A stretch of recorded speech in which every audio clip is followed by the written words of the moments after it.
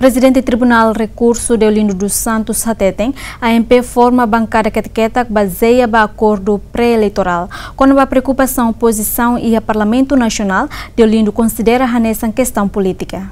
Coligação partidária Aliança Mudança para Progresso AMP nebe decide forma a bancada Ketak e a Parlamento Nacional baseia o acordo pré-eleitoral. Também Deolindo dos Santos considera preocupação se a oposição e o Parlamento Nacional nessa questão política. Deolindo dos Santos atou declaração ne foi a Soromalong o primeiro-ministro Tauro Matangruak e a Palácio do governo dele. How to dem vai to ser kata questão nebe que agora é debate e a questão nebe que mais político.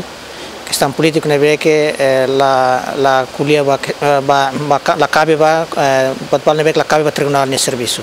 No entanto até agora la processo ainda nebe que existe o tribunal de recurso. Também o tribunal de recurso sobre a pronúncia batruma ou até batruma ou decide batruma quando vai ir o processo. No entanto até agora lá o processo ainda não maka o tribunal de recurso quando vai buat ser nebe que agora lá o rakne. Dali datang questão será nebe que é questão mais político nebe que partido político ser nebe que agora da assento parlamentar mak pele por resposta ao voto er kansane. Los única lá AMP atau forma bancada tolo ne tuir lei ne bele galai o tribunal recurso ni hare. Será maka acontece kata kita situ kata tenen kata bahira AMP mana eleição ne bajo lista nebe que não tá na AMP nia. Agora sirnia coligação para fins eleitorais nebe que idane maka será hala idane sirnia acordo com estatuto AMP ne maka determina henava idane maka precisa hare será estatuto será maka dete henava.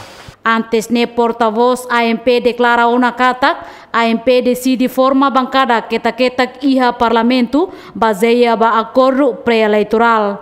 Entretanto, AMP composto husi bancada tolo e a Parlamento Nacional, macanesang partido CNRT, PLP no kuntu.